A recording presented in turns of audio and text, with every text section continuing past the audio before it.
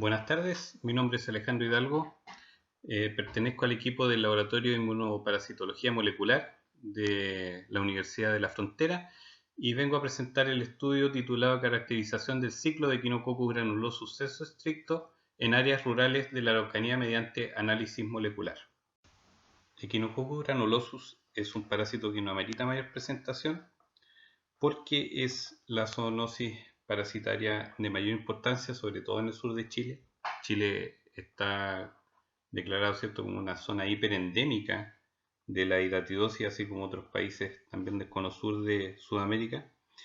Y bueno, es debido a la prevalencia y a la incidencia tanto en animales como el problema en salud pública que representa Echinococcus, que ha llevado a distintos estudios en distintos aspectos también sobre esta enfermedad. Lejos de detenerse, esta siempre ha presentado un comportamiento relativamente estable a través del tiempo y la verdad que estos últimos estudios que se han hecho, sobre todo valiéndose de las técnicas moleculares, han colaborado en la comprensión de la dinámica de este parasitismo y no solo en la detección, sino que también en aspectos evolutivos y en fenómenos adaptativos también de este parásito. Para comprender un poco sobre la redescripción de la especie Echinococcus granulosus, vamos a hablar de un complejo de especies denominado Echinococcus granulosus sensu lato. Este incluye especies y genotipos dentro de los cuales se pueden encontrar incluso haplotipos, que serían mutaciones más recientes del parásito.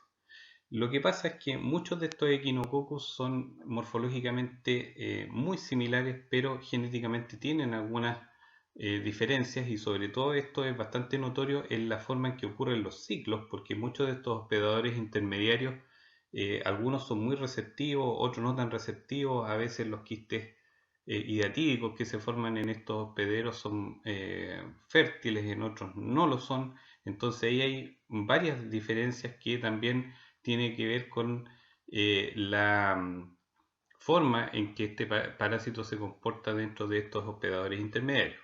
Para todos los casos, la mayoría de estos ciclos, el perro y algunas especies muy cercanas como el lobo y excepcionalmente en la última especie que antiguamente era conocida como la cepa león y que es una de las más recientes descritas, es este carnívoro, ¿cierto? El cual son los hospedadores definitivos, pero vamos a quedar que la mayor parte de ellos son el perro, principalmente el hospedador definitivo, y de esa forma podemos encontrar en estos grupos varias especies, ¿ya? Algunas de ellas como Echinococcus granulosus sensu stricto, por ejemplo, y Echinococcus canadensis, tienen varios genotipos que antiguamente eran denominados cepas y que actualmente, ¿cierto?, se han definido a través de las letras G.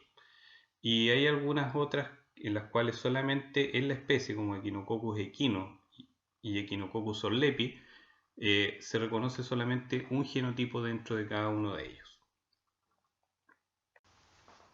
El objetivo general de este estudio fue determinar la diversidad genética de Echinococcus granulosus mediante el análisis de marcadores moleculares en elementos infectantes de animales hospedadores del ciclo biológico, tanto intermediarios como definitivos, en la región de la Araucanía.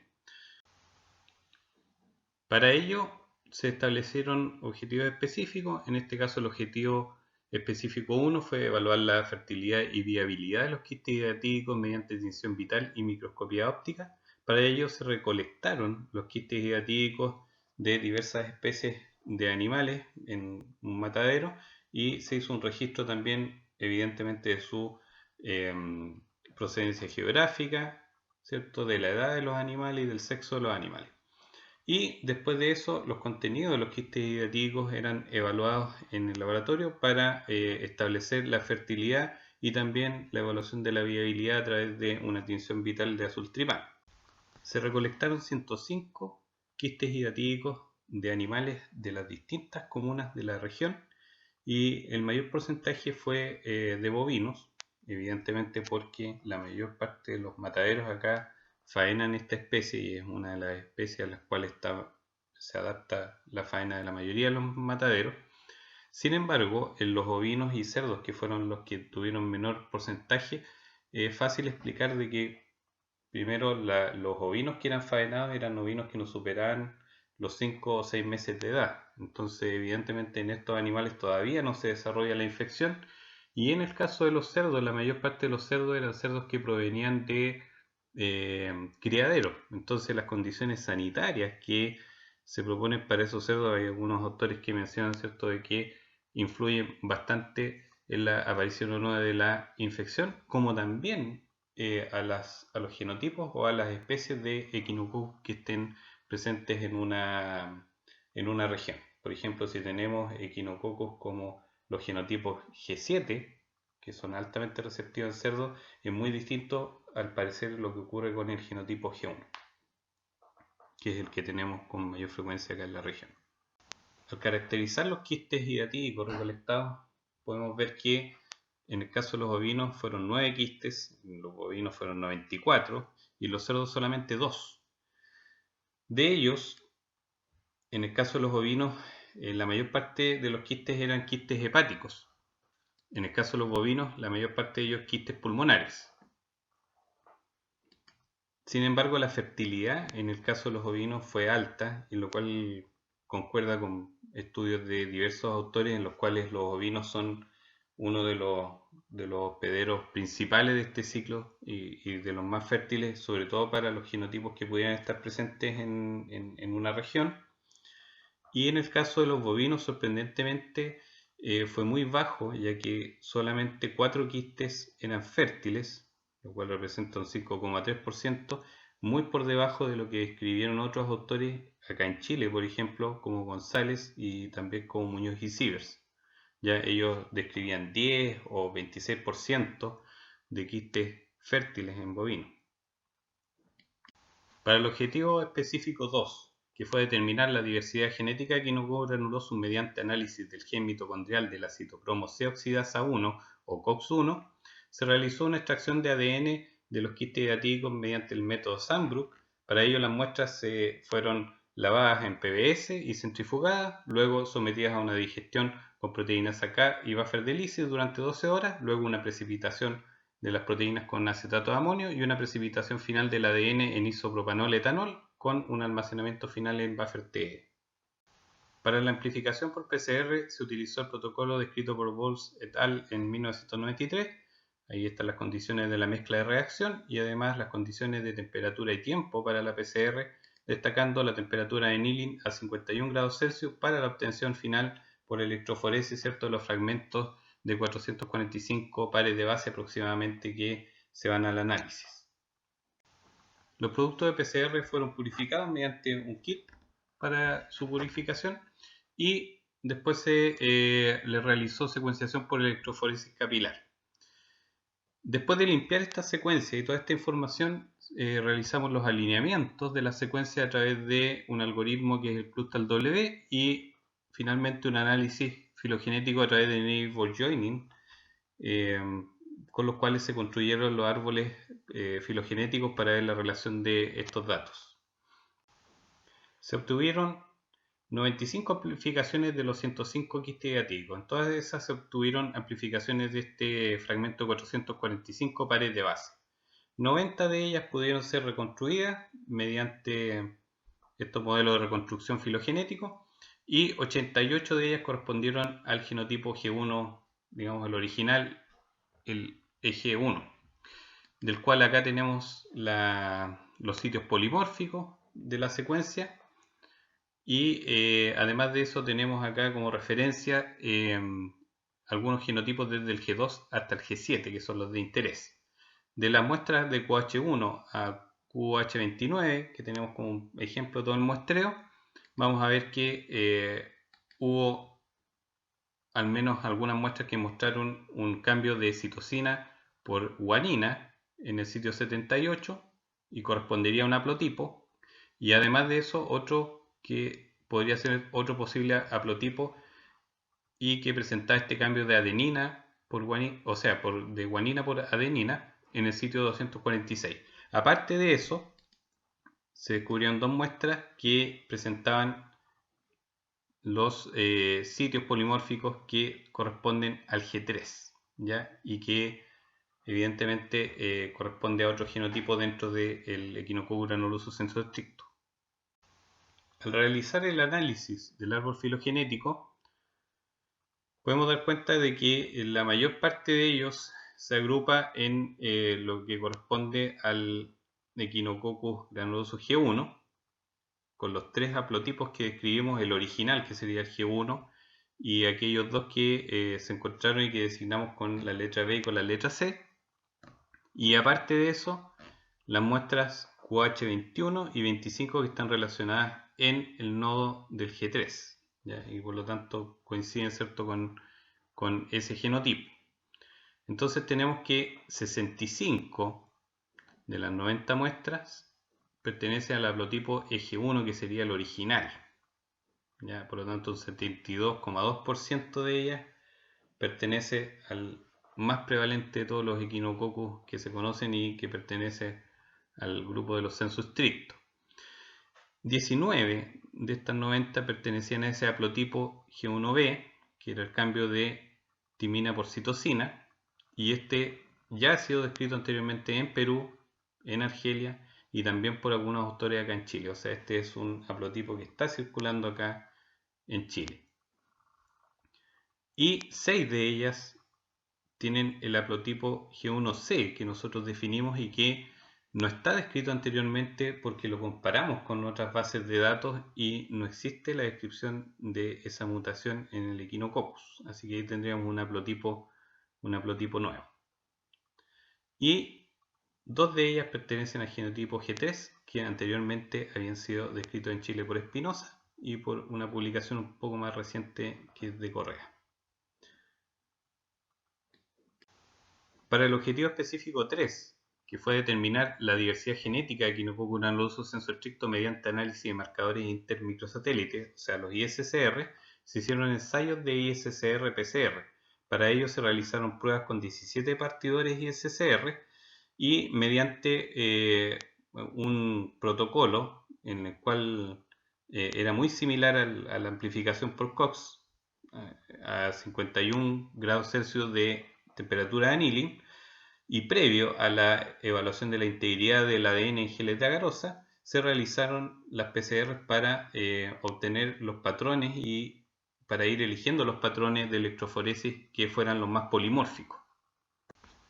Una vez que se eligieron los partidores que producían los patrones más polimórficos, se hizo la prueba de reproducibilidad de estos patrones a través del análisis por ISSR y los resultados de estos patrones fueron graficados y finalmente codificados en una matriz binaria para el análisis en un programa que es el programa Philip a través de un análisis de distancia genética y finalmente un análisis por el modelo de Neighbor Joining. De esta forma, también se obtuvo un árbol filogenético, en este caso el primero que aparece, que es un filograma, que indica la distancia genética y en la cual podemos ver que la distancia genética, tomando como outer el que se ve más lejano, que es el TH, que es una tenia higatígena, vamos a ver que la distancia entre los hallazgos de Echinococcus es bastante estrecha. Entonces para ello lo representamos después en un dendrograma consenso, en donde además pudimos aislar algunas características de cada uno de estos clústeres que se iban generando. Algunos de ellos tenían alguna relación geográfica, otros tenían relaciones con los haplotipos que se encontraron y otros también con el genotipo. Así, por ejemplo, podemos ver que el aislamiento entre QH25 y 21 es coincidente. Entonces esos G3 además, ¿cierto?, son tan parecidos en sus patrones ISSR que se hermanan en ese nodo. Bueno, la distancia genética, la similitud entre estos patrones ha sido comentada sobre todo en organismos que tienen reproducción de tipo asexual y generalmente la asexualidad muchas veces hace que haya un efecto inbreeding, entonces se produce una escasa distancia porque también hay escasas mutaciones dentro de estos organismos. No existen antecedentes del uso de CCR en Echinococcus granulosus, por eso este fue un estudio que hicimos bastante exploratorio y bastante experimental.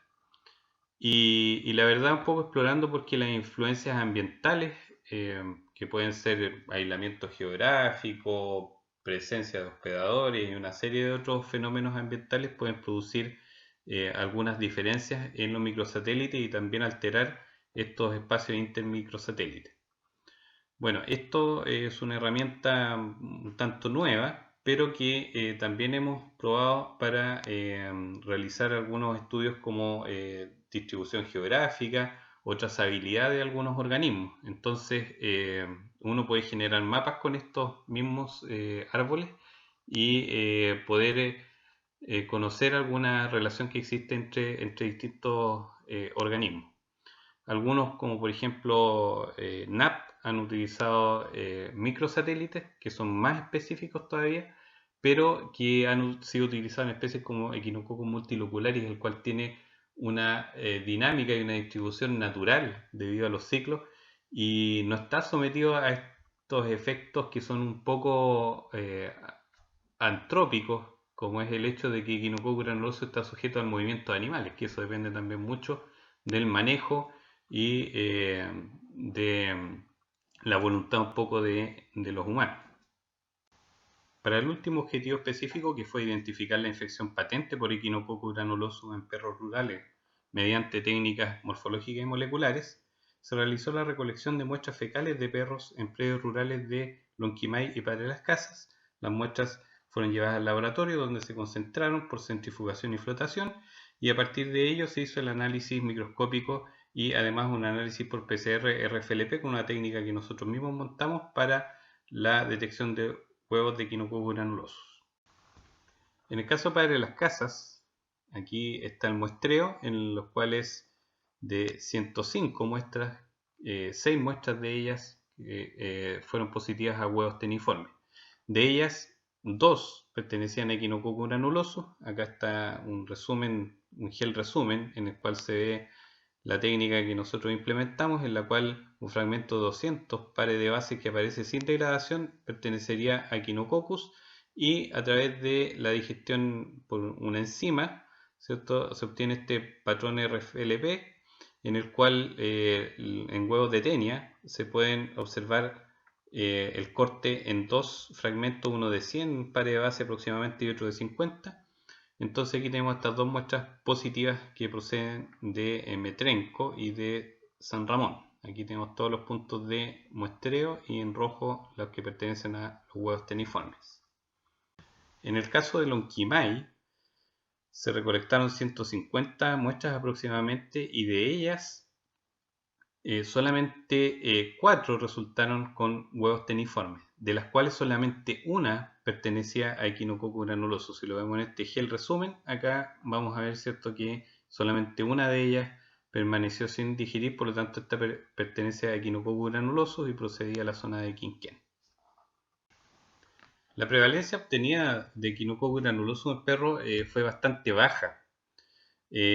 Con respecto a otros estudios que se han hecho, por ejemplo, en Irán, en Palestina, en Argentina incluso, y hay inclusive una tesis acá en Chile que se hizo en el año 2013 en el cual la prevalencia de equinococosis en los perros y que fue hecha en esa zona de Lonquimay era muy alta, era mucho más alta. Y eso pudiera ser por varias razones. Podemos decir que tal vez las acciones y las desparasitaciones que se han hecho, las campañas de educación han surtido algún efecto, ¿cierto? Que eso sería bastante positivo. Sin embargo, tanto los análisis SR como que demuestran que hay una variabilidad muy baja del parásito, como también esta baja prevalencia podría demostrar que tal vez pocos perros producen infecciones en áreas muy extensas y por lo tanto parasitan a muchos hospedadores intermediarios, en este caso ganado. Como también puede ser que se nos está escapando un factor y que son los perros que no tienen dueños, porque siempre se hacen estos estudios en predios, donde los dueños al menos tienen un cierto control sobre los perros que están cohabitando con ellos. Bueno, por otra parte, las secuencias COX-1, que también realizamos una secuenciación en estas muestras, muestran que los aislamientos de Echinococcus granulosus eran G1. Y un haplotipo dentro de una de las muestras positivas de los perros de Padre Las Casas coincidió con este genotipo que nosotros definimos como este haplotipo que nosotros describimos como G1b, y fue coincidente con la identificación además de uno de los bovinos en esa misma área. O sea, ahí se hace notar de que hay una circulación probablemente de este haplotipo en la misma área. Cuesta un poco conectar estos hechos, pero al menos por la posición geográfica, ¿cierto?, que tenían estos hallazgos se podía suponer. Y la presencia de tenia también puede ser un indicador de riesgo porque son animales que también pueden estar consumiendo vísceras. Bueno, las conclusiones son que el mayor porcentaje de quistes hidatídicos fértiles fue observado en los ovinos. Por el contrario, en los bovinos el porcentaje fue bajo y no se detectó fertilidad en muestras de cerdo. El Echinococcus granulosus sensu stricto fue el único complejo especie identificado a través del análisis del gen COX-1. Dentro de este, el genotipo G1 fue el más prevalente con 3 haplotipos presentes.